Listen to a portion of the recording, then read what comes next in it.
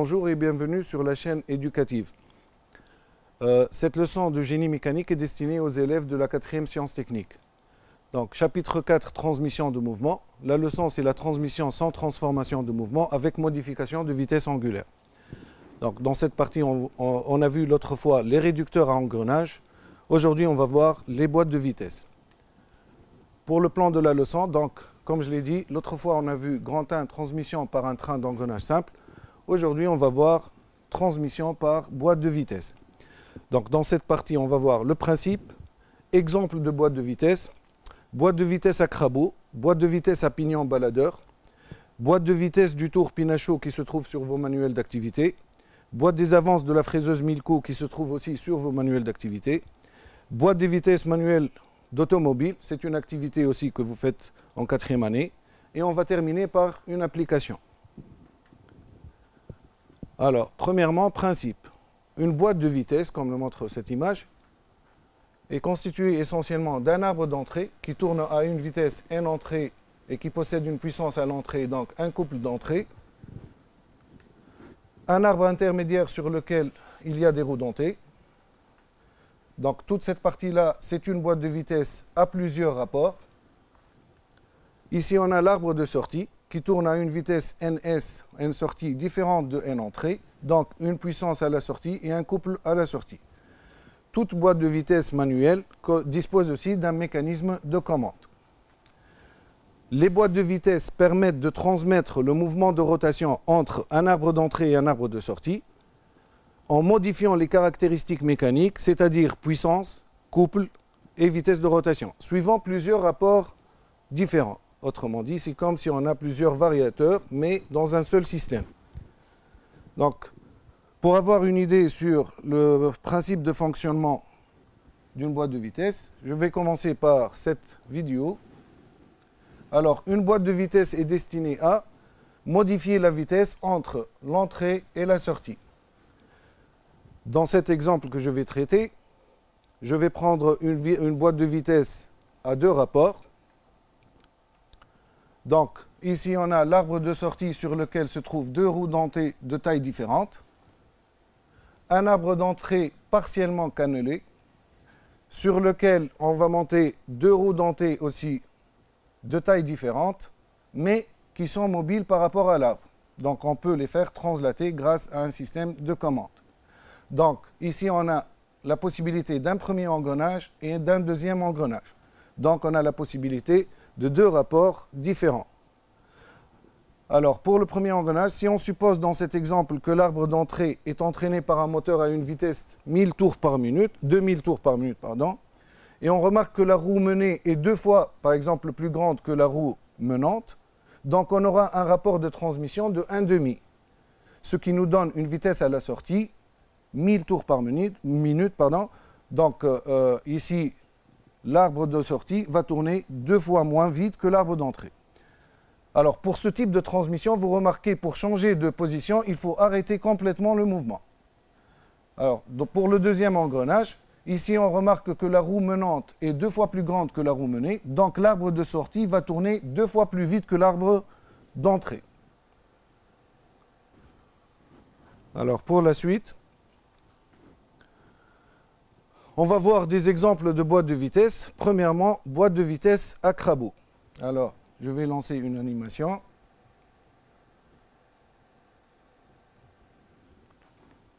Boîte à crabot. Les images ci-dessous représentent une boîte à crabot à deux vitesses. Donc ici, on a un schéma cinématique, ici, on a un dessin en 3D. Elle est formée par un arbre d'entrée. Donc sur le schéma cinématique, l'arbre d'entrée, il est à ce niveau. Sur le dessin ici, l'arbre d'entrée, c'est cette pièce. Un arbre de sortie, il est là. Donc c'est cet arbre-là. Deux roues dentées 1 et 3, portant des griffes. Alors les griffes, ce sont les dents qui sont taillées du côté de la roue. Donc ici, la roue en bleu, elle a des griffes à ce niveau. La roue en vert aussi. Les griffes sont reconnues sur le schéma cinématique par ce carreau menu d'une croix. Donc, deux roues dentées 1 et 3 portant des griffes en liaison pivot avec l'arbre d'entrée. Il y a une liaison pivot à ce niveau-là. Un crabot 2 donc crabeau c'est cette pièce-là, portant aussi des griffes, on peut le voir en 3D, c'est ça le crabeau, en liaison glissière avec l'arbre d'entrée. Donc il y a présence de cannelure à ce niveau. Donc le crabeau il est en liaison glissière par rapport à l'arbre d'entrée. Deux roues dentées 4 et 5, encastrées sur l'arbre de sortie. Ce sont ces deux roues-là. Alors, une petite vidéo pour voir le fonctionnement. Ici, on est dans la position point mort, c'est-à-dire l'arbre d'entrée tourne sans entraîner l'arbre de sortie. Vous remarquez que l'arbre d'entrée il est en mouvement de rotation, l'arbre de sortie ne tourne pas. Si je sélectionne première vitesse, donc l'opérateur dans ce cas-là, qu'est-ce qu'il va faire? À l'aide du levier, il va agir sur la fourchette, on appelle cette pièce fourchette, pour déplacer le crabeau vers la gauche ou vers la droite. Donc pour la première vitesse, je vais choisir vers la gauche. À ce niveau-là, il y a un crabotage. Donc maintenant, l'arbre d'entrée tourne et entraîne l'arbre de sortie via cet engrenage-là. Donc si je reviens à la position point mort, pour sélectionner la deuxième vitesse, donc l'opérateur agit sur le levier et à l'aide de la fourchette, le crabeau est décalé vers la droite. Donc il y a crabotage à ce niveau. Ensuite, transmission de mouvement entre la roue qui est en bleu et la roue qui est en orangé. Vous remarquez ici que la roue menante est plus grande que la roue menée, donc l'arbre de sortie tourne plus vite que l'arbre d'entrée. Tandis que pour la première vitesse, vous remarquez que la roue menante est plus petite que la roue menée, donc l'arbre de sortie tourne moins vite que l'arbre d'entrée. Donc on a possibilité d'avoir deux vitesses. Alors, travail demandé. Première question, déterminer le nombre de vitesses possibles. On a vu tout à l'heure que le crabeau a deux positions, donc on a deux possibilités de deux vitesses différentes. Donc la réponse est deux vitesses. Deuxième question, pour chaque vitesse, compléter la chaîne cinématique et donner l'équation du rapport de transmission. Première vitesse, crabeau 2 à gauche. Donc si je reviens à l'animation,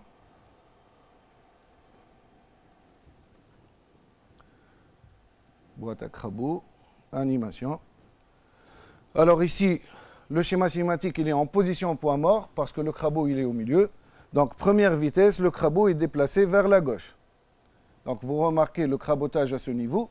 La chaîne cinématique, c'est-à-dire l'ordre des pièces pour transmettre le mouvement, arbre d'entrée, ensuite crabeau 2 vers le pignon 1 ou bien la roue 1 et puis la roue 4 qui entraîne l'arbre de sortie. Faites attention ici, l'arbre d'entrée ne peut pas faire tourner directement la roue 1 parce qu'il y a une liaison pivot entre les deux. Donc l'arbre d'entrée, il est en train de tourner à l'intérieur de la roue.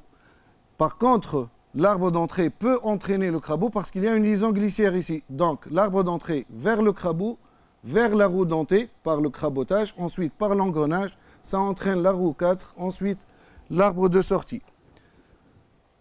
Donc, pour répondre à la question, nous sommes dans cette position-là. Donc, la chaîne de transmission, arbre d'entrée, crabeau 2, roue 1, roue 4, ensuite arbre de sortie. Arbre d'entrée, 2, 1, 4, puis arbre de sortie. Alors, pour calculer le rapport de transmission dans ce cas-là, on applique la formule le rapport égal à Z menante sur Z menée. On a la roue 1 menante, la roue 2, la roue 4 menée. Donc, on aura R1 égal à Z1 sur Z4. Deuxième vitesse, si le crabeau 2, il est à droite. Donc, si je reviens à l'animation,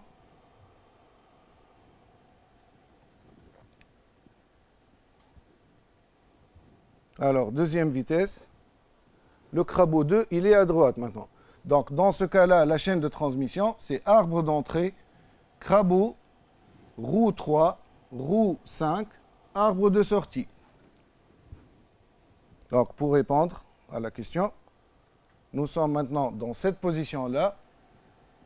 L'arbre d'entrée entraîne le crabeau, puis la roue 3, puis la roue 5, arbre de sortie. Donc, la bonne réponse, c'est 2, 3, 5, arbre de sortie. Pour calculer le rapport, le deuxième rapport, Z menante sur Z menée, 3 est la roue menante, 5 est la roue menée. Donc on aura Z3 sur Z5. Donc vous remarquez qu'on a deux rapports différents, donc deux vitesses à la sortie différentes. Deuxième exemple, boîte de vitesse à pignon baladeur. On l'appelle boîte de vitesse à pignon baladeur. Donc on connaît le nom pignon, c'est une roue dentée de petit diamètre. Baladeur, ça veut dire qu'il peut translater par rapport à l'arbre. Donc on va voir une petite animation. Boîte à pignon baladeur. Le schéma cinématique ci-dessous. Ce schéma-là représente une boîte de vitesse à pignon baladeur. Elle est formée par un arbre d'entrée solidaire avec le pignon à griffe 1. Solidaire, ça veut dire encastré. Donc l'arbre d'entrée et le pignon à griffe 1. Donc vous remarquez qu'il y a présence de griffes à ce niveau. Donc encastré, l'arbre d'entrée et le pignon à griffe 1 sont encastrés ensemble. Un arbre intermédiaire sur lequel sont encastrées les roues dentées 2, 3, 4, 5. Ça, c'est l'arbre intermédiaire sur lequel il y a les roues 2, 3, 4, 5. Un arbre de sortie à ce niveau-là. Ensuite, deux pignons baladeurs 7 et 9. 7 et 9. Dans 7 portent des griffes. Vous remarquez ici la présence des griffes sur le pignon 7. Donc ce sont des pignons baladeurs, donc ils peuvent changer de position par rapport à l'arbre de sortie. En liaison glissière avec l'arbre de sortie. Vous remarquez les symboles des liaisons glissières. Et une roue intermédiaire 8 à ce niveau-là. Donc, position point mort. L'arbre d'entrée tourne sans entraîner en rotation l'arbre de sortie. Donc ici, nous sommes dans la position point mort. Pour sélectionner la première vitesse, l'opérateur agit sur le levier. Grâce à la fourchette, il fait déplacer le pignon baladeur pour réaliser un engrenage entre ces deux roues dentées. Maintenant, l'arbre d'entrée tourne et entraîne l'arbre de sortie. Je peux répéter. Ici, c'est la position point mort. Donc, l'arbre d'entrée tourne, l'arbre de sortie ne tourne pas. Pour passer la vitesse, donc, on agit sur la fourchette pour déplacer le baladeur ou bien le pignon baladeur, engrenage, donc transmission de mouvement. Alors, les questions posées. Première question, déterminer le nombre de vitesses possibles pour cette boîte de vitesse ou bien pour cet exemple. Donc, si je vais vers l'animation,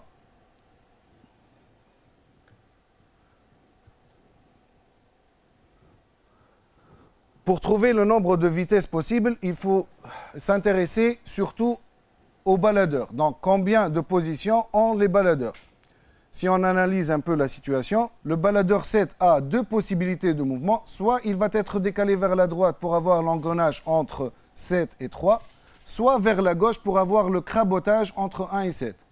Donc, il a deux positions. Pour le baladeur 9, il a aussi deux positions. Soit il est à droite pour avoir l'engrenage entre 9 et 8, soit il est à gauche donc pour avoir l'engrenage entre 9 et 5. Donc ici, c'est la position point mort. Ici, c'est la position première vitesse, deuxième vitesse, troisième vitesse et quatrième vitesse. Donc, pour répondre à la question, le nombre de vitesses, il est égal au produit des nombres des positions des baladeurs. Donc, chaque baladeur, dans notre cas, a deux positions. Donc, la bonne réponse, c'est 2 fois 2. Donc, ça fait 4 vitesses. Question suivante. Pour chaque vitesse, complétez la chaîne cinématique et donnez l'équation du rapport de transmission. Donc, première vitesse, le baladeur 7 au milieu et le baladeur 9 à gauche.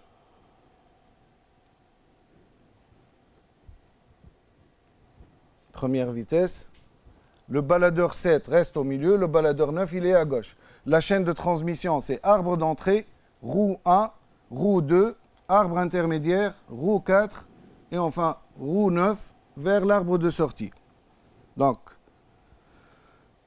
la bonne réponse, arbre d'entrée vers 1, vers 2, 2 entraîne l'arbre intermédiaire, donc ensuite la roue 4, 9, arbre de sortie.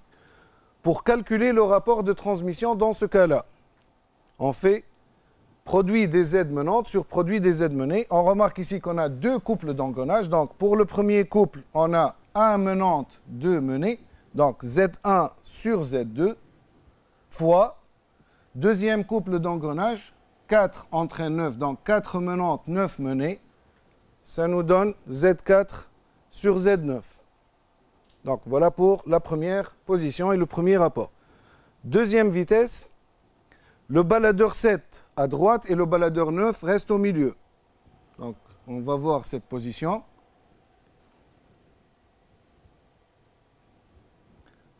Deuxième vitesse, baladeur 7 à droite, baladeur 9 au milieu. La chaîne de transmission, c'est arbre d'entrée 1, 2, arbre intermédiaire 3, 7 vers l'arbre de sortie. Donc, pour répondre à la question, nous sommes dans cette position-là. Arbre d'entrée 1, 1 entraîne 2, 2 va entraîner 3 par l'intermédiaire de l'arbre intermédiaire, 3, 7 vers l'arbre de sortie. Pour calculer le rapport, le deuxième rapport, R2 égale produit des Z menantes sur produit des Z menées. On a 1 menante, 2 menées pour le premier couple. Donc Z1 sur Z2 fois deuxième couple 3 et 7. Donc 3 menantes, 7 menées. Ça nous donne Z3 sur Z7. Voilà pour le deuxième rapport. Troisième rapport. Donc le baladeur 7 à gauche et le baladeur 9 au milieu.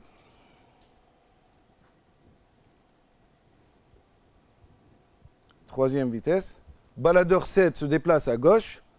Vous remarquez maintenant qu'il y a un crabotage à ce niveau-là. La chaîne de transmission, c'est arbre d'entrée, 1, 7, arbre de sortie.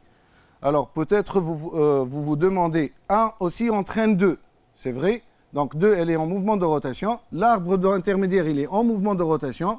Donc les roues 2, 3, 4, 5 et 8 sont en mouvement de rotation, mais qui n'ont pas d'influence sur l'arbre de sortie.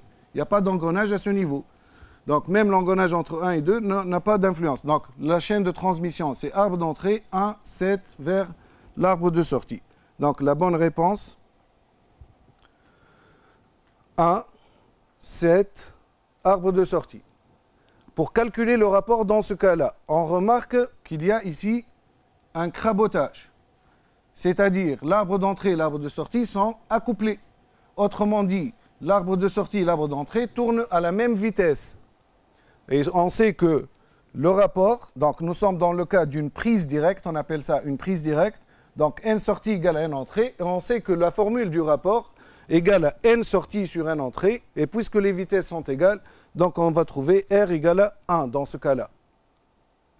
Et pour la quatrième vitesse, le baladeur 7 au milieu et le baladeur 9 à droite. Donc si je passe à l'animation, quatrième vitesse, le baladeur 9 est déplacé à droite, donc vous avez arbre d'entrée 1, 2, 5, 8, 9. 1, 2, 5, 8, 9. Donc la bonne réponse, 1 entraîne 2, 2 entraîne 5 à travers l'arbre intermédiaire, ensuite 8, la roue intermédiaire, et enfin 9. Dans ce cas-là, pour calculer le rapport, vous allez remarquer que on a premièrement le premier couple Z1 sur Z2, 1 menant, 2 menées. Ensuite, 5 va entraîner 8, donc 5 menantes, 8 menées, donc Z5 sur Z8. Ensuite, 8 menantes et 9 menées, donc Z5, Z8 sur Z9. Vous remarquez qu'on peut simplifier par Z8 pour retrouver à la fin que le rapport est égal à Z1 fois Z5 sur Z2 fois Z9. Autrement dit, on l'a dit l'autre fois, que la roue 8 n'a pas d'influence sur le calcul du rapport, mais elle a un rôle à jouer. Donc, c'est pourquoi la dernière question, justifier pourquoi la dernière vitesse, on l'a appelée marche arrière. Si je compare le sens de rotation de l'arbre de sortie par rapport à l'arbre d'entrée, dans ce cas-là, et je compte le nombre de contacts extérieurs. On a un contact extérieur entre 1 et 2, donc premier contact. Un deuxième contact ici entre 5 et 8, ça fait 2. Entre 8 et 9, un troisième contact. Et on a dit que si le nombre de contacts est impair, donc le sens est inversé. C'est pourquoi la dernière vitesse, on l'a appelée marche arrière, car le sens de rotation est inversé puisqu'il y a 3 contacts extérieurs. Donc voilà pour cet exemple. La suite, une autre boîte de vitesse qui se trouve sur vos manuels d'activité à la page 155. Donc si vous prenez vos manuels d'activité à la page 155, vous allez trouver ces 2 photos. Ça montre un tour parallèle sur lequel on fait des usinages des pièces de révolution. Et la partie à étudier, c'est cette partie-là. Si on ouvre le couvercle de cette partie, voilà ce qu'on voit à l'intérieur. Donc vous remarquez la présence de plusieurs engrenages. Donc ici, il y a une boîte de vitesse. Alors la boîte de vitesse du tour, elle permet quoi? C'est de varier la vitesse de rotation du mandrin. C'est-à-dire il faut avoir plusieurs possibilités de vitesse du mandrin en fonction des conditions de coupe, à savoir le diamètre de la pièce, le matériau de la pièce, le matériau de l'outil et la vitesse de coupe. Donc, la boîte de vitesse, sur la machine, vous pouvez voir qu'il y a des leviers avec lesquels on peut changer les vitesses de rotation du mandrin. Vous avez aussi sur vos manuels d'activité le dessin d'ensemble. Donc, si je vous donne une idée rapidement sur le dessin d'ensemble. Donc, ici, c'est la broche sur laquelle est montré le mandrin. Ici, vous avez c'est l'arbre d'entrée qui est entraîné en rotation par une poulie. La poulie elle-même, elle est entraînée par un moteur et des courroies qui ne sont pas représentés sur le dessin d'ensemble. Ici, on remarque la présence des engrenages. Donc, ça, c'est la partie boîte de vitesse. Et voilà, donc ça, c'est le dessin d'ensemble. Vous avez aussi la nomenclature sur vos manuels d'activité. Les questions posées. Première question, déterminer le nombre de vitesses possibles. Alors, si je vais vers une animation,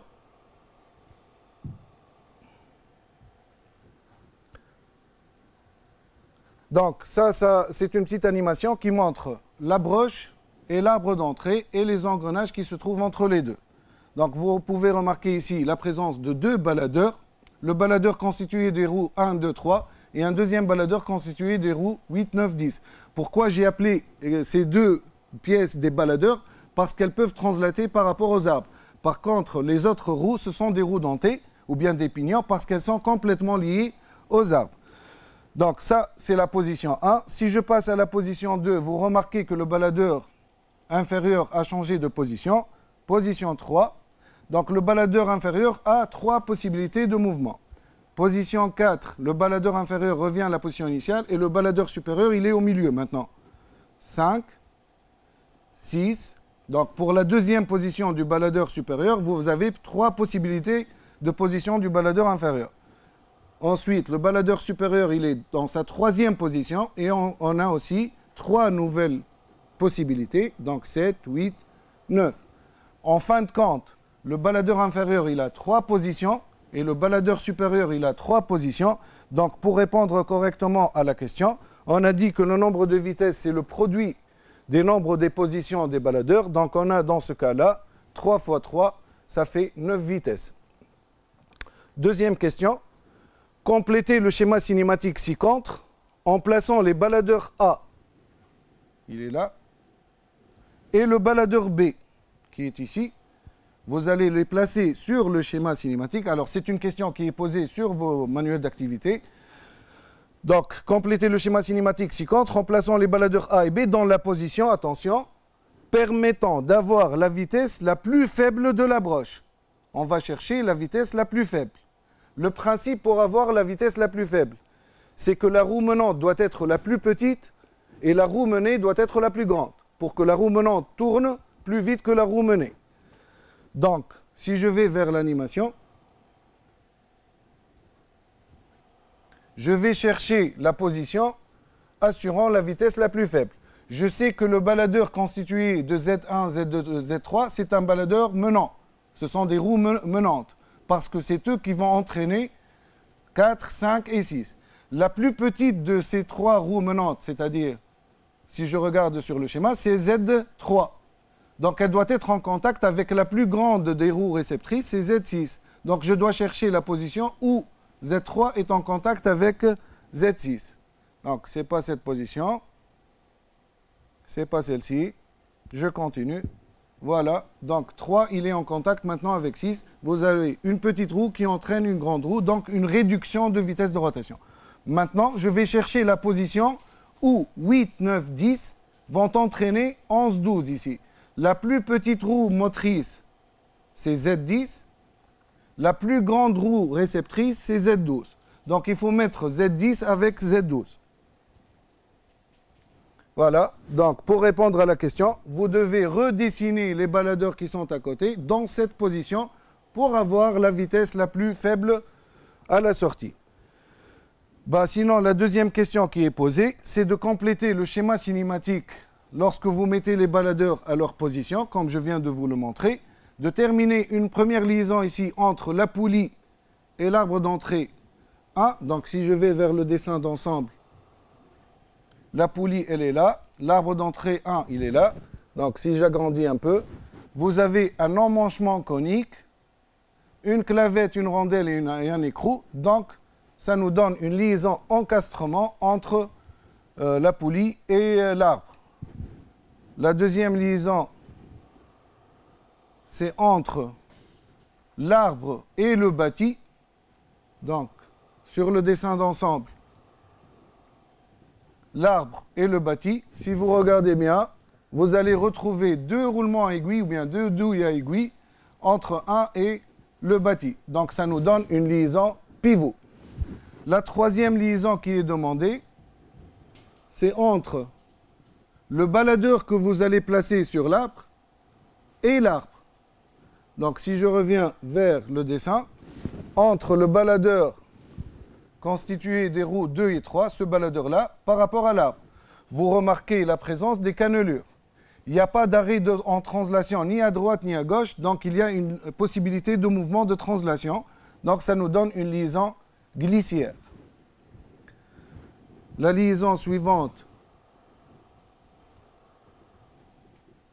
c'est entre le pignon 5 et l'arbre intermédiaire sur lequel se trouve le pignon 7. Donc, si je reviens vers le dessin, entre le pignon 5, alors 5, elle est là, c'est ce pignon-là, et l'arbre 7. Alors, je remarque ici la présence de cannelure, mais il y a un anneau élastique de ce côté, et il y a un couvercle de ce côté. Donc, il y a un arrêt en translation à gauche et à droite, et avec la présence des cannelures. Ça nous fait un arrêt en rotation, et un arrêt en translation à droite, et un arrêt en translation à gauche, ce qui nous donne une liaison encastrement entre les trois roues dentées par rapport à l'arbre 7. Donc, ici, on a une liaison encastrement. Et enfin, une dernière liaison qui manque à ce niveau, c'est entre l'arbre 7 et le bâti. Sur le dessin d'ensemble, entre l'arbre intermédiaire et le bâti, présence de roulement à aiguille. Donc, ça nous donne un guidage en rotation, ce qui fait une liaison pivot. Donc, si je reviens vers le dessin ou bien le schéma cinématique final, vous avez ces 7 positions, on a dit, les 2 positions correctes des baladeurs assurant la vitesse la plus faible, une liaison encastrement entre la poulie et l'arbre, une liaison pivot entre l'arbre et le bâti, une liaison glissière entre l'arbre et le baladeur, une liaison encastrement entre la roue 5 et l'arbre, et enfin une liaison pivot entre l'arbre intermédiaire et le bâti.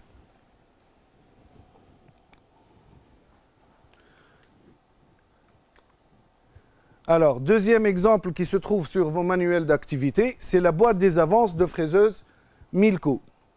Donc, cette activité, c'est à la page 181. Donc, c'est un système très intéressant.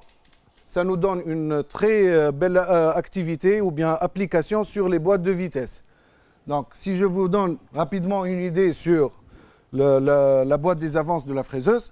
Donc, ici, la boîte des avances, son rôle, c'est quoi? C'est de commander la table longitudinale. En cours d'usinage, lorsqu'on monte une pièce sur la table longitudinale, la table doit être animée d'un mouvement de translation. Alors, on a 3 façons pour faire ce mouvement-là. Soit la façon manuelle, c'est-à-dire l'opérateur, il est ici, il prend cette manivelle et il fait tourner manuellement. La table commence à bouger ou bien à translater parce qu'il y a un système vis-écrou à l'intérieur. Ou bien, l'opérateur a le choix de mettre la table en avance automatique. Il peut s'éloigner de la machine et vous pouvez remarquer, si vous le faites dans le TP, que la manivelle tourne toute seule et la table avance. Donc, comment on peut faire ça? Grâce à cette boîte des avances. Il y a un levier de commande. Le levier de commande, s'il est en position milieu, donc c'est la commande manuelle. Si je tire le levier vers moi dans ce sens-là, j'aurai une avance rapide, plutôt lente, une avance automatique lente. Et si je pousse le levier vers l'avant, donc j'aurai une avance de la table en automatique rapide. Donc, avance manuelle, avance, on a dit vers ce sens-là, donc avance lente, et vers l'avant, c'est une avance automatique rapide. Comment tout ça est possible? Qu'est-ce qu'il y a à l'intérieur de ça? Donc, vous avez le dessin d'ensemble de ce mécanisme. Alors, première chose, il faut comprendre le dessin d'ensemble. Ce dessin, il est disposé comment? On a fait une coupe longitudinale de cette façon. Et c'est la vue de dessus. Donc, le moteur et la manivelle que vous voyez par-dessus, on peut les voir à ce niveau-là. Ça, c'est le moteur. Ça, c'est la manivelle. À l'intérieur, qu'est-ce qu'il y a? Il y a plusieurs engrenages. Vous pouvez voir aussi la position des boutons. Donc, si j'essaie de détailler ce dessin d'ensemble,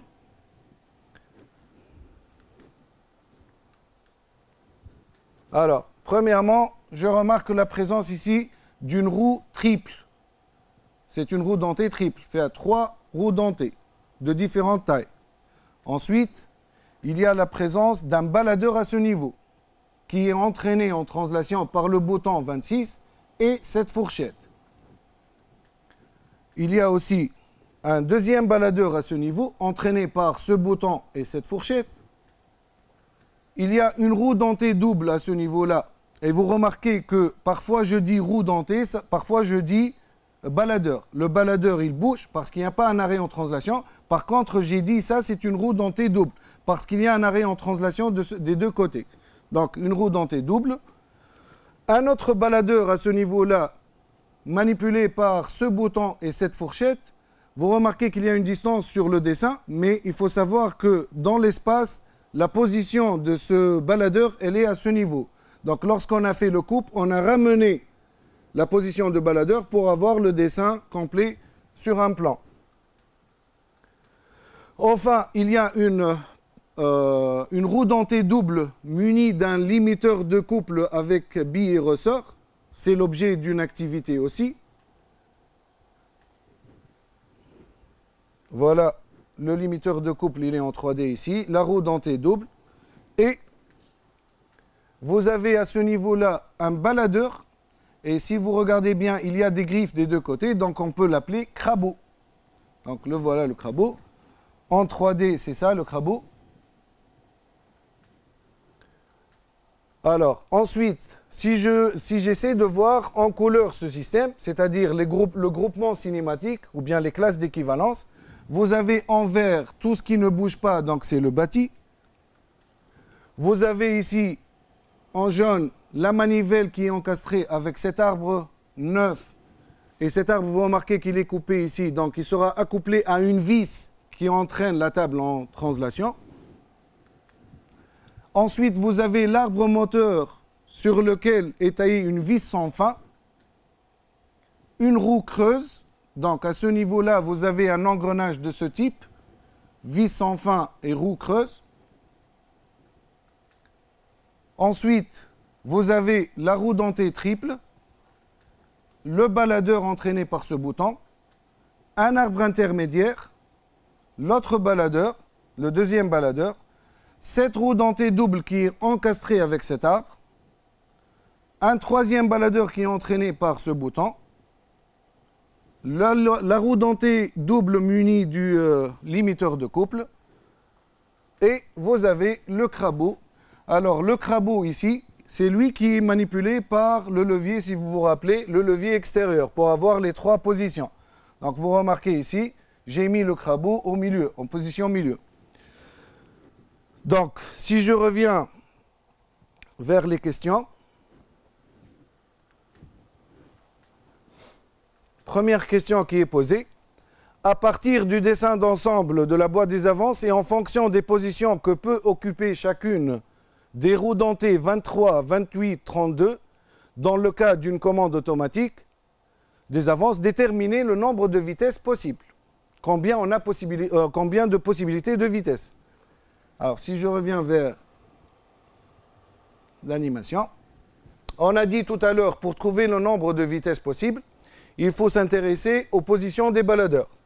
Pour ce baladeur-là, il a deux possibilités. Soit il est à droite pour avoir cet engrenage, soit il sera à gauche pour avoir un deuxième engrenage. Pour le deuxième baladeur, il peut être soit à droite, soit à gauche. Donc il a deux positions.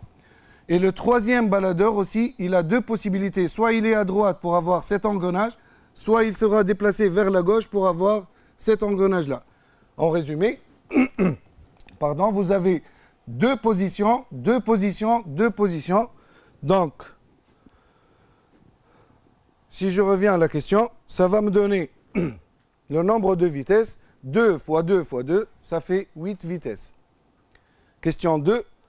Pour chacune des positions du baladeur, complétez la chaîne cinématique. Baladeur 4 en position 2. Alors, vous remarquez sur le schéma ici, pardon, vous avez ici, c'est le baladeur 4. Il a trois possibilités. Soit il est en position 1 pour avoir le crabotage à ce niveau, soit il est au milieu, donc pour avoir la position 2, soit il est à droite pour avoir le crabotage avec la roue 5. Donc on a dit position 2, c'est-à-dire la position représentée par le schéma. Dans ce cas-là,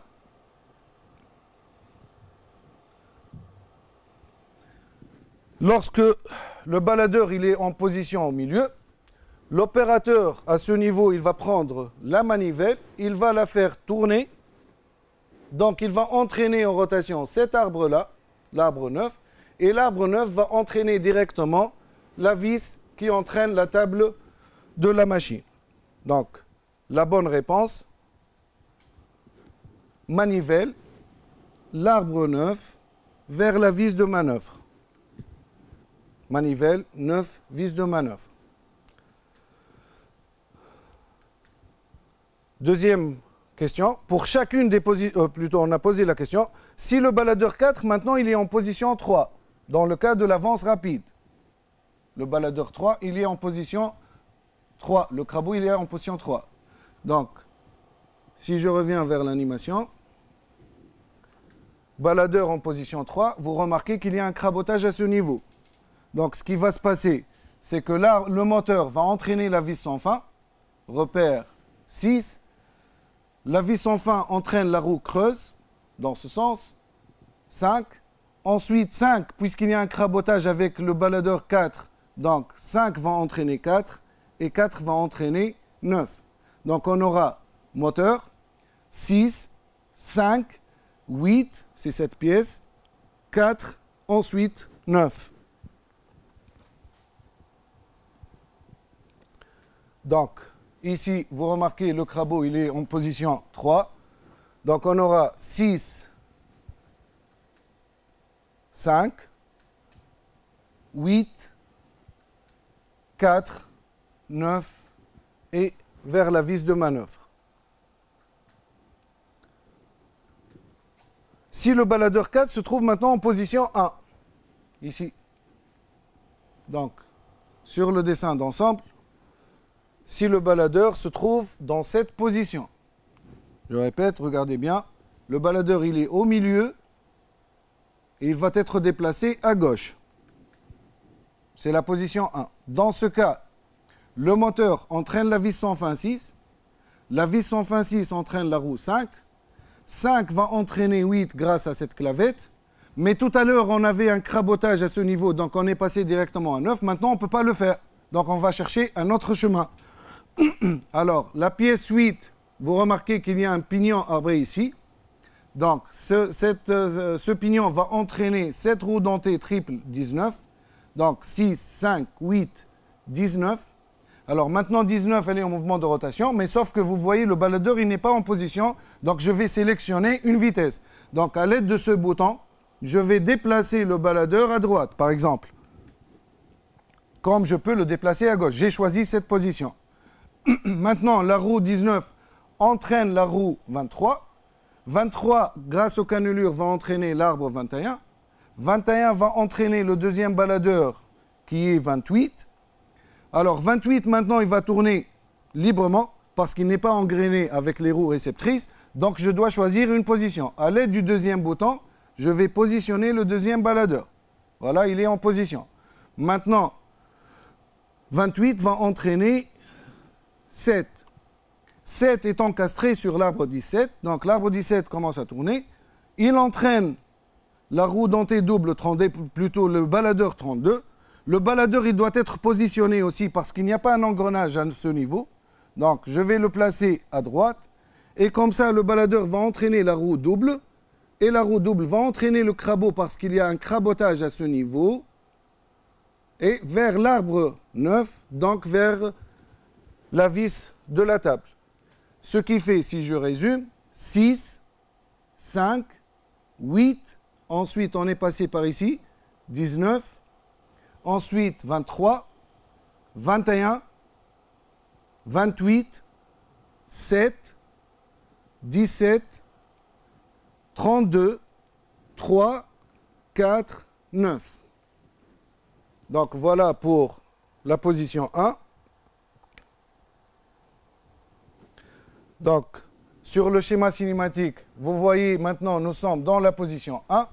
La chaîne qu'on a trouvée tout à l'heure c'est 6, 5, 8, 19, 23, 21, 28, 7, 17, 32, 3, 4, 9 et on est arrivé à la vis de manœuvre. Pour la question suivante, on me demande de, sachant que les engrenages 19, 23 et 7, 28 sont à denture cylindrique droite, compléter le tableau ci-dessous. Alors un petit rappel sur les engrenages. Donc c'est un tableau dans lequel on va déterminer le module, nombre de dents, le diamètre et l'anthrax. Ça fait une occasion pour que vous révisez les engrenages. Donc première chose à remarquer, ou bien la première chose sur les engrenages, on sait que deux roues dentées ne peuvent être engrainées correctement que si elles ont le même module. Donc 19B et 23B, c'est un couple. 19B, il est là. 23B, il est là. Donc 19B, 23B, c'est un couple engrainé. Donc il faut que 23B a le même module que la roue 23B. Donc, et je remarque aussi que pour le deuxième couple, 28A, 7A doivent avoir le même module. Donc ça me donne 1,5, 1,5.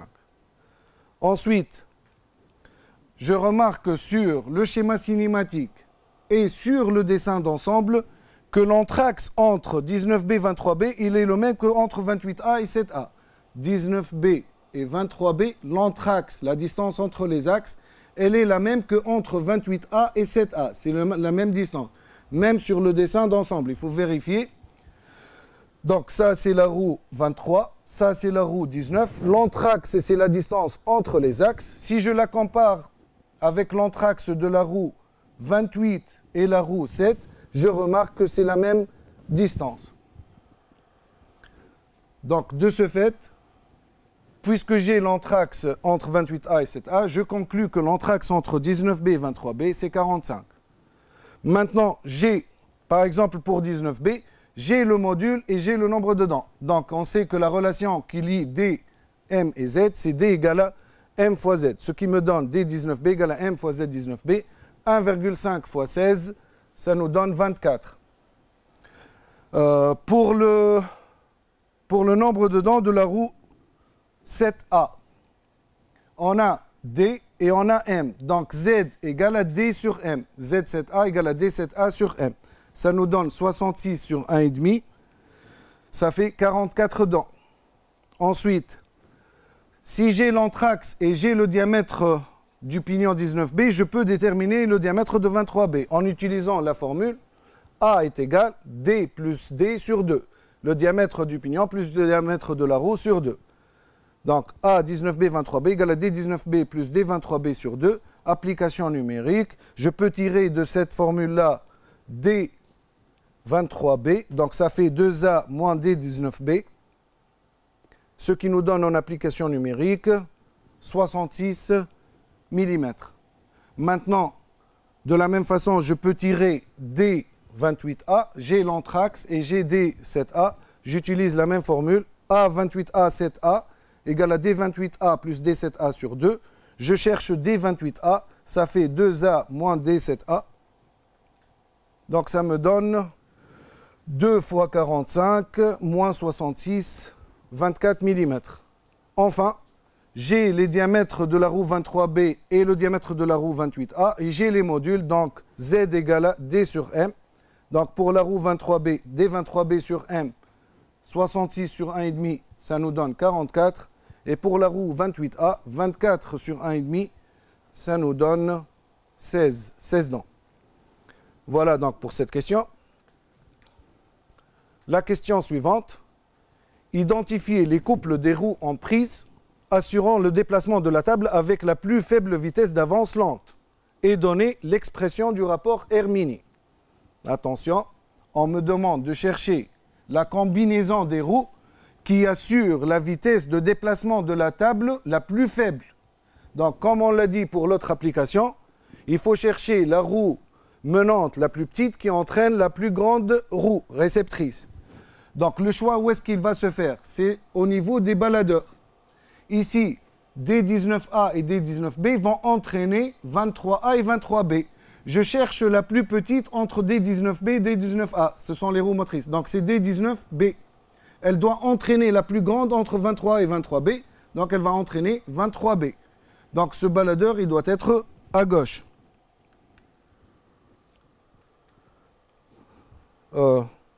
Avant d'arriver au niveau des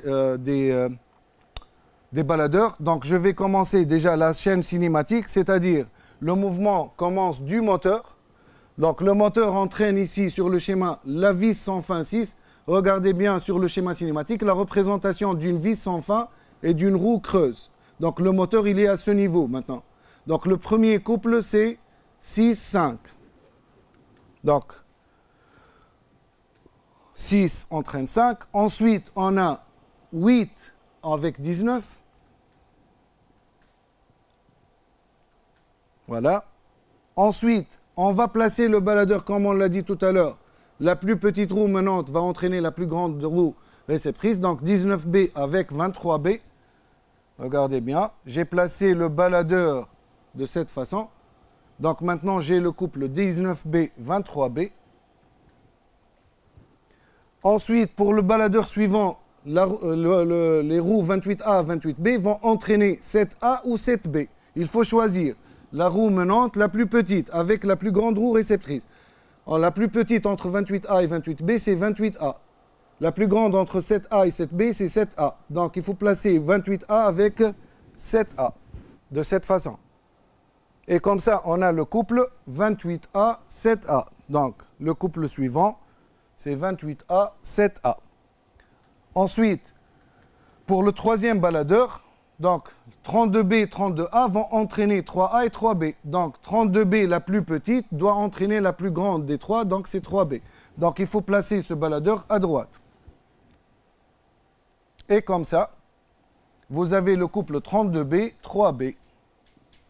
Donc, dans cette position, on a 19B avec 23B, 28A avec 7A et 32B avec 3B. Et pour calculer le rapport R minimal, il suffit de faire produit des Z menantes sur produit des Z menées. Alors 6 menantes, 5 menées, ça nous donne Z6 sur Z5, 8 menantes, 19 menées, et ainsi de suite. Donc 19B sur 23B, 28A sur 7A, et enfin Z32B sur Z3B. Voilà pour le plus petit rapport qui assure la plus petite ou bien la plus faible vitesse à la sortie. Alors ensuite, on me demande, sachant que N moteur, le moteur tourne à 2850 tours par minute, le nombre de filets de la vis sans fin Z6 égale à 2 filets, et on m'a donné le nombre de dents de toutes les roues dentées, calculer la vitesse de rotation de l'arbre N9 minimal. Puisqu'on a R mini, on sait que R mini égale à N sortie sur N entrée. Donc R mini égale à N9 mini sur Nm.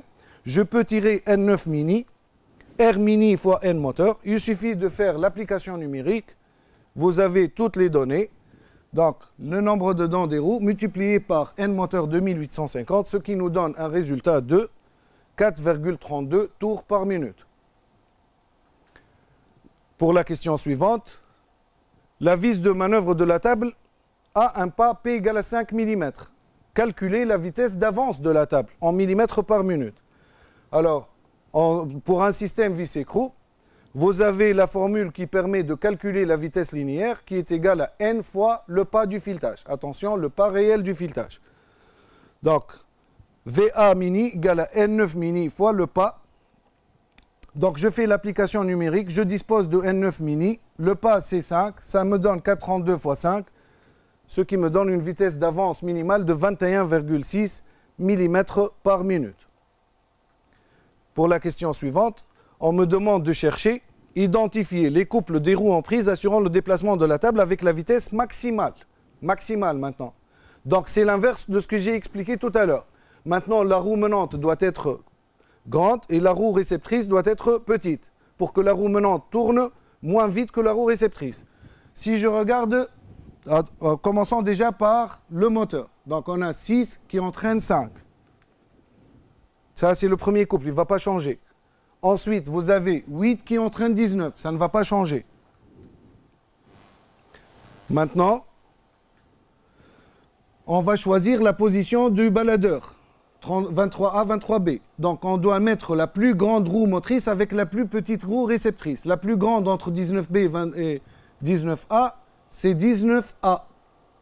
Et la plus petite entre 23A, 23B et 23A, c'est 23A. Donc, il faut déplacer le baladeur à droite. Et comme ça, on a l'engrenage entre 19A et 23A. Donc, le couple suivant, c'est 19A, 23A. Pour le baladeur suivant, il faut mettre la plus grande roue motrice avec la plus petite roue réceptrice. Donc, la plus grande entre 28A et 28B, vous voyez que c'est 28B. La plus petite entre 7A et 7B, donc c'est 7B. Donc il faut placer le baladeur à gauche. Et comme ça, on a l'engrenage entre 28B et 7B. Donc le couple suivant, c'est 28B, 7B. Et enfin, pour le troisième baladeur, donc la plus grande roue motrice, c'est 32A, qui entraîne la plus petite entre 3A et 3B, donc c'est 3A. Donc le baladeur doit être à gauche. Et comme ça, on a le couple 32A, 3A. Pour calculer maintenant le rapport maximal, comme on l'a fait tout à l'heure, produit des Z menantes sur produit des Z menées, donc Z6 sur Z5, Z8 sur Z19, etc. Donc vous aurez 19A sur 23A, 28B sur 7B, 32A sur 3A. La question suivante, c'est de calculer la vitesse de rotation maximale, N9 maxi. Donc on a R maxi et on sait que R maxi égale à N sortie sur N entrée, donc N9 maxi sur Nm. Je peux tirer N9 maxi. Ça me donne R maxi fois Nm. L'application numérique me donne 111,9 tours par minute. La plus petite vitesse, c'est 4, et la plus grande, c'est 111,9. Donc je vais chercher maintenant la vitesse de déplacement de la table par la même formule que tout à l'heure. VA maxi égale à N9 maxi fois le pas. Donc ça me donne 111,9 multiplié par 5, ça me donne 559,2 mm par minute. Donc voilà pour cette application. Alors, une autre application que vous faites comme activité en 4e année, c'est la boîte vitesse manuelle d'automobile. Donc dans vos laboratoires de mécanique, vous disposez d'une maquette didactique de boîte de vitesse que vous utilisez pour comprendre le fonctionnement d'une boîte de vitesse d'une automobile. Donc, ici, je vais vous montrer une vidéo qui explique un peu le fonctionnement de la boîte de vitesse. Donc, ici, on a une boîte de vitesse manuelle d'une voiture. Donc, le principe de fonctionnement d'une boîte de vitesse. Donc, la boîte de vitesse, elle est essentiellement constituée par un arbre d'entrée, dit arbre primaire, un arbre intermédiaire, donc ça c'est l'arbre d'entrée, ça c'est l'arbre intermédiaire sur lequel il y a des roues dentées, et un arbre de sortie à ce niveau-là, et d'autres roues dentées à ce niveau. Et vous voyez ici le mécanisme de commande. Alors l'arbre d'entrée, il est lié au moteur, l'arbre d'entrée de la boîte de vitesse, il est lié au moteur par l'embrayage. L'embrayage, il permet d'accoupler ou désaccoupler le moteur et la boîte de vitesse. Ici, nous sommes dans le cas désaccouplé. Ici, nous sommes dans le cas accouplé. Accouplé, ça veut dire la transmission est possible. Désaccouplé, ça veut dire la transmission n'est pas possible. Donc, les roues dentées sur l'arbre moteur, sur l'arbre d'entrée et sur l'arbre intermédiaire sont complètement liées aux arbres. Par contre, les roues dentées sur l'arbre de sortie, ce sont des roues folles ou bien des pignons fous. C'est-à-dire, ça tourne à vide. Il y a des roulements à l'intérieur. Donc, c'est pourquoi l'arbre de sortie n'est pas en train de tourner. Donc, pour changer de vitesse, l'opérateur ou bien le conducteur possède le levier de vitesse muni de cette tige et des fourchettes qui entraînent ce qu'on appelle des baladeurs avec des synchroniseurs. Je vais détailler les synchroniseurs par la suite. Donc, pour passer en première vitesse, le conducteur, qu'est-ce qu'il fait? Il appuie sur la pédale d'embrayage. Pour faire quoi? Pour séparer entre le moteur et la boîte de vitesse. Ensuite, à l'aide du levier, il fait passer la première vitesse pour lier le pignon fou avec l'arbre de sortie. Maintenant, s'il relâche la pédale d'embrayage, l'embrayage va permettre à la puissance du moteur de passer par l'arbre d'entrée, par l'arbre intermédiaire, les roues. La roue, elle est maintenant liée à l'arbre de sortie. Ça entraîne l'arbre de sortie vers les cardans, vers les roues de la voiture. Pour passer en deuxième vitesse, le conducteur, qu'est-ce qu'il fait? Il appuie sur la pédale d'embrayage pour arrêter la transmission de mouvement ou de puissance du moteur vers la boîte des vitesses. Ensuite, à l'aide du levier, il fait déplacer le baladeur qui réalise un crabotage entre la roue et le baladeur. Le baladeur étant lié avec des cannelures avec l'arbre de sortie, ça entraîne l'arbre de sortie en rotation si le conducteur relâche la pédale. Donc, dans le cas où il relâche la pédale, la transmission de mouvement va se faire dans ce sens-là, à travers le deuxième engrenage. Bien sûr, pour la troisième vitesse et la quatrième vitesse, c'est le même principe. Il appuie sur la pédale d'embrayage pour interrompre la transmission de mouvement. Il fait passer le baladeur dans la position voulue. Et ensuite, il relâche la pédale pour que la transmission... Ici, on va revoir le changement en troisième vitesse. Voilà, maintenant l'engrenage qui fonctionne, c'est cet engrenage-là. Et le passage en quatrième vitesse. Le problème avec ces boîtes de vitesse, c'est quoi? On ne peut pas changer, plutôt avec les boîtes de vitesse conventionnelles, on ne peut pas mettre des engrenages en mouvement ou bien faire un engrenage entre deux roues dentées lorsque le mouvement y est. Donc il faut interrompre le mouvement avant.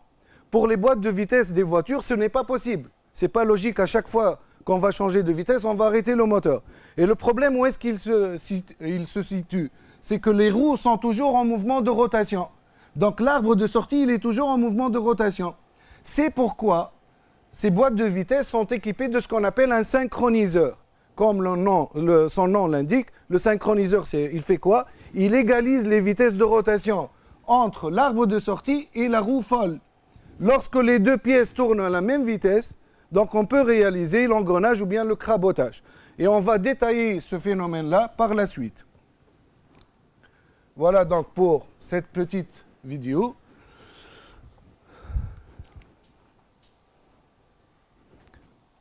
Alors, pour le mécanisme de commande, comment le conducteur peut changer de vitesse? Ce que vous voyez dans les voitures comme levier de vitesse. Alors, on peut voir ça par une petite animation. Voilà. Donc, commande de fourchette. Alors, vous voyez ici, l'opérateur, lorsqu'il agit sur le levier, il entre dans une rainure ici. Et, à l'aide d'un mouvement, il fait déplacer la fourchette qui entraîne le baladeur en translation. On peut revoir ça. Donc, regardez comment le levier a été tourné. Ensuite, il entre dans la rainure de la fourchette. Et grâce à un mouvement de basculement, il fait déplacer le baladeur dans la première position. Pour changer de vitesse, donc si je prends une deuxième position, regardez bien, donc le levier est tourné. Ensuite, à l'aide d'un basculement dans le sens inverse, le baladeur recule vers l'arrière pour changer de vitesse. Donc ça, c'est le mécanisme de commande par fourchette. Maintenant, pour le synchroniseur, le principe de fonctionnement d'un synchroniseur. Donc le synchroniseur est un dispositif égalisant la vitesse de deux composants avant d'établir leur liaison par obstacle, par exemple par crabotage. On a dit que le problème au niveau des boîtes de vitesse, c'est que si la boîte de vitesse est conventionnelle, ou bien une boîte de vitesse à 2 rapports, comme on l'a vu au premier exemple, le problème, c'est lors du changement de vitesse. Donc, le principe, c'est quoi? Il faut égaliser la vitesse de rotation des éléments qui vont être mis en contact pour réaliser une liaison par obstacle. Donc, dans cet exemple, qu'est-ce qu'on voit? La roue dentée, cette roue dentée, porte une petite denture extérieure remplaçant les griffes. On parle de ces dentures-là. Pour le crabotage, et une surface tronconique extérieure. Voici la surface tronconique. Pour la liaison par adhérence. La roue dentée est en liaison pivot avec l'arbre. Cette roue dentée, elle est en liaison pivot par rapport à l'arbre. Autrement dit, l'arbre peut tourner à vide à l'intérieur de la roue. Lorsque l'arbre tourne, la roue dentée ne tourne pas. Le composant B, il est coloré en vert ici. Il est lié à l'arbre par des cannelures. Donc, il peut translater par rapport à l'arbre, mais il y a une liaison en rotation. Si l'arbre tourne, il va entraîner en rotation la pièce B. Donc, la pièce B est en liaison glissière avec l'arbre. Il possède 2 surfaces tronconiques aussi, intérieures, pour la liaison par adhérence. La bille et le ressort assurent l'arrêt en translation par verrouillage entre A et B. Donc, ici, il y a la présence d'une bille et d'un ressort qui réalise la liaison entre B et A. Alors ici, il y a une cavité, c'est un logement pour la bille. Alors le principe maintenant de fonctionnement. Position point mort, c'est la figure 1 ici. Vous voyez que le baladeur, il n'est pas en contact avec la roue. L'arbre peut tourner à vide dans ce cas-là. Le crabotage s'effectue en 2 temps. La synchronisation se fait en 2 temps. A et B, la pièce en violet et la pièce verte, se déplacent vers la roue dentée C. Donc l'opérateur, grâce au levier et la fourchette, va faire déplacer cet ensemble vers la gauche. On aura la liaison au niveau de la surface tronconique. Donc les surfaces coniques entrent en contact. Il y a adhérence au niveau des surfaces coniques. Donc la roue et la pièce B sont liées. Donc, puisque l'arbre fait tourner la pièce verte, donc la roue commence à tourner maintenant. Donc c'est la figure 2. Donc ici, vous voyez ici, il y a le contact entre B et la roue. Maintenant, l'arbre tourne, il entraîne B en rotation, et B entraîne la roue dentée à la même vitesse. Maintenant, qu'est-ce qui se passe? L'opérateur continue à pousser vers l'avant. Donc, la pièce A va être déplacée vers l'avant. La bille va s'effacer, donc elle va quitter son logement. Elle va pousser le ressort vers le bas, elle va comprimer le ressort et elle va continuer à translater pour réaliser le crabotage. Maintenant, l'arbre tourne, il entraîne la pièce B entraîne la pièce A et il y a crabotage avec la roue. La roue, maintenant, elle est complètement liée à l'arbre. Donc, la liaison est réalisée et la transmission de puissance est réalisée aussi. Donc on peut voir ça par une petite animation. Regardez bien. Ici, on a le contact au niveau de la surface conique. Ensuite, la pièce en violet elle continue à tourner et il y a maintenant le crabotage. Et comme ça, le mouvement est transmis de l'arbre vers la pièce verte, vers la pièce violet, vers la roue dentée et la puissance est transmise. Donc je peux répéter cette animation. Regardez bien. Première étape, liaison sur la surface conique. Deuxième étape, la liaison par obstacle, c'est-à-dire par crabotage. Voilà donc, c'est pour le synchroniseur.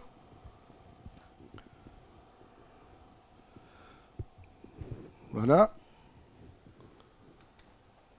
Donc, si je reviens maintenant au détail de la boîte de vitesse, ici on a le schéma cinématique de la boîte de vitesse. C'est une boîte de vitesse à 5 rapports, celle qui correspond à l'activité ou bien à la maquette que vous avez dans vos laboratoires de mécanique. Première vitesse, c'est à ce niveau-là. Alors vous avez ces indications. MA pour dire marche arrière. 1, c'est la première vitesse, deuxième, troisième, quatrième et cinquième. Donc pour la première vitesse, le baladeur 17 ou bien la roue 17, c'est un baladeur parce qu'il translate, va être déplacé à droite. Et comme ça, on a un engrenage entre 17 et 16. Dans ce cas-là, ici, vous avez l'arbre d'entrée. Ici, vous avez l'arbre intermédiaire sur lequel il y a les roues qui sont encastrées sur cet arbre. Et ici, vous avez l'arbre de sortie, le voilà. Et si vous vous rappelez bien, j'ai dit que les roues sur l'arbre de sortie sont des roues folles ou bien des pignons fous. Ça veut dire qu'il y a des liaisons pivots. Donc, l'arbre tourne à l'intérieur de ces roues-là. Donc, lorsqu'on a l'engrenage dans ce cas-là, la chaîne de transmission, elle est la suivante. Arbre d'entrée, il entraîne 3, ensuite 11, l'arbre intermédiaire, 16, 17, vers l'arbre de sortie. Donc, arbre d'entrée, 3, 11, 16, 17, arbre de sortie. Donc, pour le rapport, produit des Z menantes sur produit des Z menées, donc Z3 sur Z11 fois Z16 sur Z17. Voilà le premier rapport en première. Donc, si je compare le sens de rotation, ici, on a un contact extérieur et un deuxième contact extérieur à ce niveau. Deux contacts extérieurs, donc c'est un nombre pair, donc même sens de rotation. Deuxième vitesse. Alors, pour la deuxième vitesse, deuxième vitesse, elle est à ce niveau-là. Le baladeur à crabeau va être translaté à gauche. Regardez bien. Il y a un crabotage à ce niveau. Donc, la chaîne de transmission dans ce cas-là, c'est arbre d'entrée, 3, 11, 14, 5, arbre de sortie. Arbre d'entrée, 3, 11, 14, 5, arbre de sortie. Pour le rapport, pour calculer le rapport de la deuxième vitesse, produit des Z menantes sur produit des Z menées. Donc, on a Z3 sur Z11 fois Z14 sur Z5. Pour le sens de rotation, on a un premier contact extérieur à ce niveau, un deuxième contact à ce niveau. Donc, l'arbre d'entrée et l'arbre de sortie tournent dans le même sens. Pour la troisième vitesse, le crabeau, il sera déplacé, le baladeur à crabeau sera déplacé à droite, donc dans le sens de la flèche. Le crabotage à ce niveau-là, attention ici, regardez bien, l'arbre d'entrée entraîne 3, et puisque 3 a un crabotage avec le baladeur entraîne directement l'arbre de sortie. Nous sommes dans le cas de la prise directe. Donc, ce qui nous donne arbre d'entrée, 3, et arbre de sortie, directement. Pour calculer le rapport dans ce cas-là, on a dit qu'il y a un crabotage à ce niveau. Donc, la vitesse à l'entrée et la vitesse à la sortie est la même, ce qui nous donne un rapport égal à 1. N sortie égale à N entrée. En N entrée, nous sommes dans le cas d'une prise directe. Pour la quatrième vitesse, pour le sens de rotation, alors vous avez un crabotage, donc c'est comme si vous avez un accouplement. Donc les deux arbres, forcément, ça tourne dans le même sens. Pour la quatrième vitesse, donc quatrième c'est à ce niveau-là, donc ce baladeur-là sera déplacé vers la gauche. Voilà. Vous avez un crabotage à ce niveau-là. La chaîne de transmission, c'est arbre d'entrée, 3, ensuite 11, l'arbre intermédiaire, 13 et 7. Donc, arbre d'entrée, 3, 11, 13, 10, 7, vers l'arbre de sortie. Pour le rapport de la quatrième vitesse, vous avez produit des Z menantes sur produit des Z menées, Z3 menante, Z11 menée, Z3 sur Z11, et Z13 sur Z7. Pour le sens de rotation, un contact extérieur à ce niveau, un deuxième contact à ce niveau, deux contacts extérieurs, ça nous donne le même sens de rotation. Voilà. Pour la cinquième vitesse, la cinquième, elle est à ce niveau, donc le baladeur va être déplacé à droite. On aura un crabotage à ce niveau-là. ce qui nous donne la chaîne cinématique. Arbre d'entrée, 3, 11, 12, 8, arbre de sortie. Donc, arbre d'entrée, 3, 11, 12, 8, arbre de sortie. Le rapport de la même façon, Z menante sur Z menée. Donc, vous avez Z3 sur Z11 fois Z12 sur Z8. Pour le sens de rotation, vous avez un contact extérieur à ce niveau, un deuxième contact à ce niveau. Toujours, on a le même sens de rotation. On va vérifier maintenant pour la vitesse marche arrière. Alors, en marche arrière, elle est là, marche arrière, ce baladeur-là va être déplacé à gauche.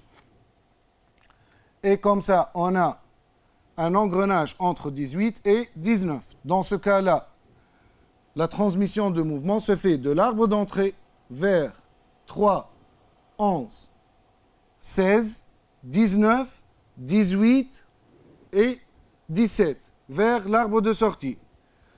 Donc, pour le arbre d'entrée, 3, 11, 16, 19, 18 et 17 vers l'arbre de sortie. Peut-être vous remarquez sur vos schémas qu'il y a un trait interrompu qui représente l'arbre ici. Parce que c'est un arbre qui n'est pas dans le plan du dessin. Il a été ramené sur le plan du dessin. C'est pourquoi on l'a représenté en trait interrompu.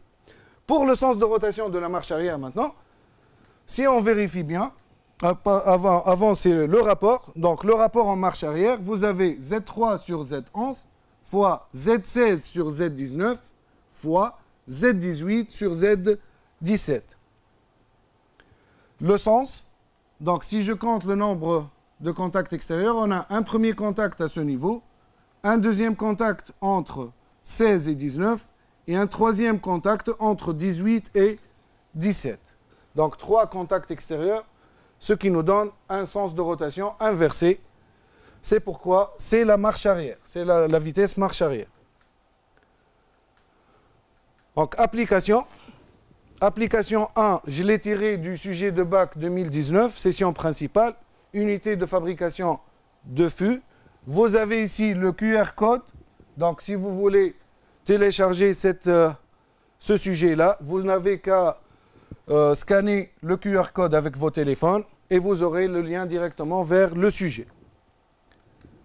Donc dans ce sujet-là, alors le mécanisme il est ici, ça permet de fabriquer des fûts, le fût si vous voulez c'est cet élément-là, et de l'assembler avec des couvercles.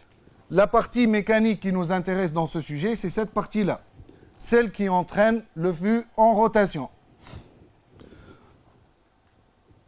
Vous avez le dessin d'ensemble du système. Donc, toujours dans un sujet de bac, il vaut mieux prendre le temps de bien lire le dessin d'ensemble. Donc, il faut toujours chercher l'entrée du mouvement et la sortie du mouvement. Donc, un premier coup d'œil déjà sur le dessin d'ensemble, on remarque la présence de plusieurs engrenages. Un engrenage conique à ce niveau-là.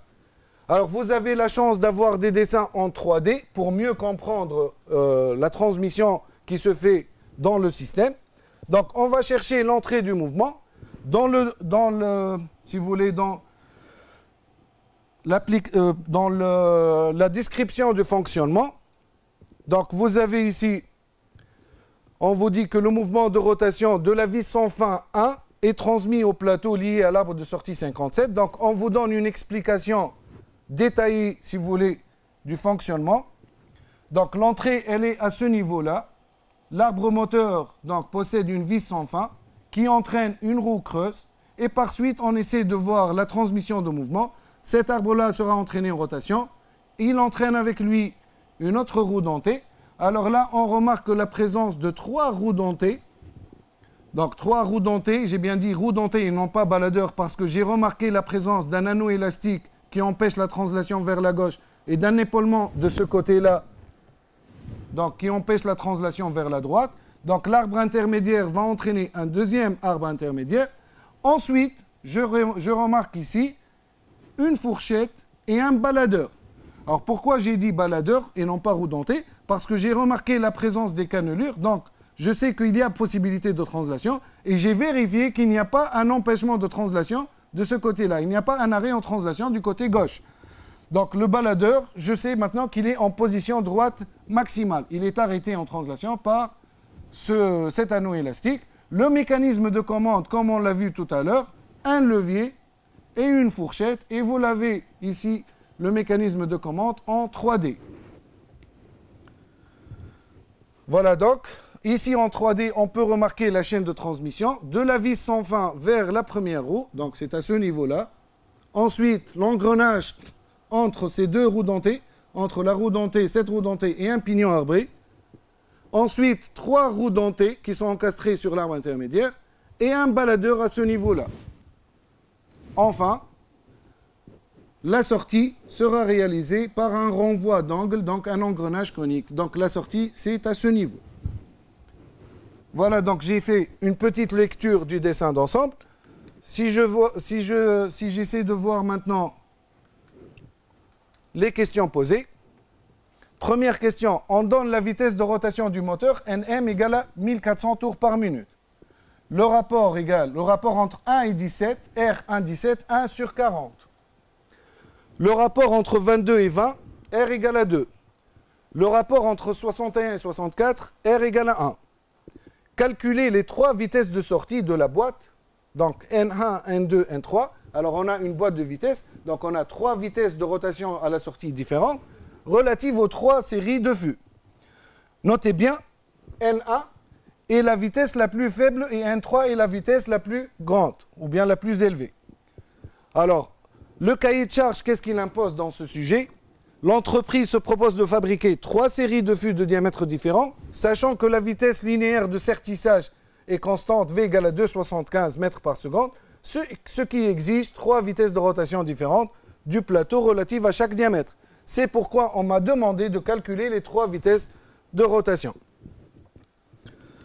Donc, si je reviens au dessin d'ensemble, la première vitesse, donc pour calculer la première vitesse, on a dit la première vitesse, c'est la vitesse la plus faible.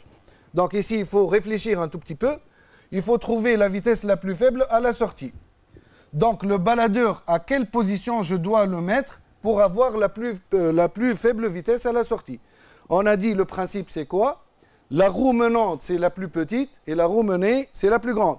Une roue menante doit être petite et la roue menée doit être grande pour qu'on ait une réduction de vitesse. Si je regarde bien à ce niveau-là, on a les 3 roues dentées. Ces 3 roues dentées vont entraîner le baladeur en rotation. Donc je dois choisir, ça ce sont les roues menantes, ça ce sont les roues menées. La plus petite entre les 3, c'est celle-ci.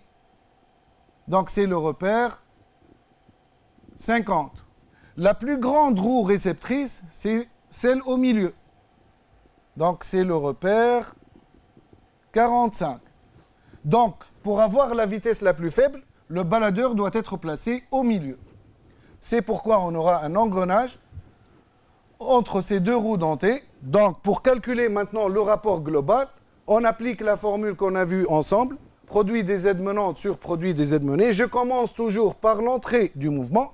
Alors, j'ai la vis sans fin qui entraîne une roue creuse. Donc, vous disposez aussi de la nomenclature.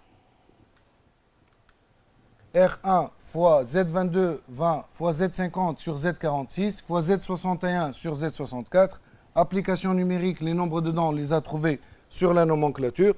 Donc 1 sur 40 fois 2 fois 30 sur 40 fois 1, ça nous donne 3 sur 80.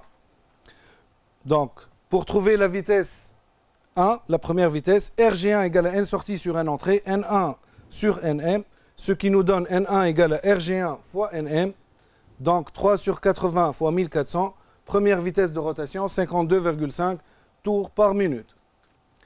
Donc pour la deuxième vitesse, on calcule RG2 maintenant. Donc si on va vers le dessin d'ensemble, la deuxième vitesse, donc on a dit la première vitesse, le baladeur au milieu. La deuxième vitesse, donc la deuxième roue en taille, c'est celle-ci, avec la deuxième roue au baladeur. Donc le baladeur, il va être à gauche. On aura l'engrenage entre la roue 51 avec 45A.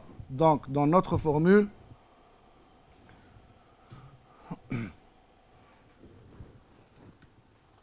RG2 égale R1,17 fois R22,20 fois R51,45A fois R61,64. Les trois rapports sont donnés. R51,45, Z motrice sur Z réceptrice. Donc ça va nous donner Z51 sur Z45A. Application numérique, ça nous donne, donc les nombres dedans, on les a tirés de la nomenclature, 35 sur 35, Z51, 35, et Z45A, sur la nomenclature, on a trouvé 35. Donc le rapport RG2 égale à 1 vingtième, ce qui fait la vitesse de rotation N2, donc RG2 égale à N2 sur Nm, je tire N2 égale à RG2 fois Nm, ce qui me donne 1 sur 20 fois 1400, donc application numérique, 70 tours par minute. Pour la troisième vitesse, c'est la même chose. Donc si je reviens vers le dessin d'ensemble, troisième vitesse, on aura la plus grande roue qui entraîne la plus petite roue. Donc c'est la roue, la plus grande roue, c'est cette roue-là. Donc le repère, son repère, c'est 49, c'est ça. La plus petite roue réceptrice, c'est 45B. Donc, RG3, R1,17 fois R22,20 fois R49,45B fois R61,64. Donc, 49 menante, 45B menée. Ce qui me donne R1,17 fois R22,20 fois Z49 sur Z45B fois R61,64. Nombre de dents des roues 49 et 45B sont donnés dans la nomenclature. 49 a un nombre de dents 40 et 45B a un nombre de dents 30. L'application numérique du rapport donne 1/15e. La troisième vitesse, donc RG3 égale à N3 sur Nm. Je peux tirer N3 égale à RG3 fois Nm, ce qui me donne comme application numérique 1/15e fois 1400. Je trouve 93,3 tours par minute. Donc ça, c'est pour les trois vitesses. La question suivante, déterminer pour chaque vitesse de rotation le diamètre de fût que l'entreprise peut fabriquer. Donc on connaît la relation entre la vitesse linéaire et la vitesse de rotation. V égale à R fois oméga. On me demande de chercher le diamètre. Je sais que le rayon c'est D sur 2. Donc V égale à D sur 2. Oméga égale à 2πn sur 60. Donc j'ai n à ce niveau-là, sauf que j'ai 3 n différentes. Donc je vais tirer 3 diamètres différents. Donc D1, D égale 60 fois V sur pi fois n. Si je tire D dans la forme générale, ce qui me donne D1 égale à 60 V sur pi N1. Application numérique, 60 fois 2,75 10 3 parce que la vitesse linéaire a été imposée 2,75 mètres par seconde. N'oubliez pas donc de convertir le mètre en millimètres, parce que ici vous avez on cherche un diamètre en millimètres. Donc sinon, si on ne fait pas convertir le mètre, c'est-à-dire sans qu'on fait 10 puissance 3, on va retrouver la valeur du diamètre en mètres. Donc dans ce cas-là, je trouve un diamètre de 1000 mm, ce qui me fait un diamètre du fût égal à 1 mètre. Pour le deuxième diamètre, si je fais l'application numérique, 60 V sur pi N2, N2 égale à 70 tours par minute. Donc je vais trouver application numérique, D2 égale à 750,3 mm. Et pour le diamètre 3, donc D3 égale à 60 V sur pi N3. Donc 60 fois 2,75 10 3 sur pi fois 93,3, je trouve une valeur D3 égale à 526,9 mm. Voilà donc pour la transmission par réducteur à engrenage et boîte de vitesse. Je vous remercie pour votre attention et j'espère que j'ai été clair. Au revoir.